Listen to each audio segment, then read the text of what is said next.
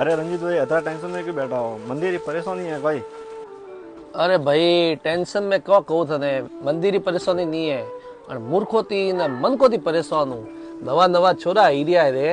बापा गुनु पिया लेने सीधा कॉलेज थी छूटे ने सीधो दुकान तो शटर ऊसो करे रह्यो है। मने कोई टेंशन नहीं है, बाजू में आया है कि नवी दुकानों की दी है बरन कोई ठाए सीधा आवे मारवाड़ थी उन्होंने दुकान कोई मळे नहीं जो सीधो बाजू वाला ही दुकान जो भाड़ा में आलती डबल भाड़ा में सीधो बापड़ा खाली करे ने खुद वटे मालिक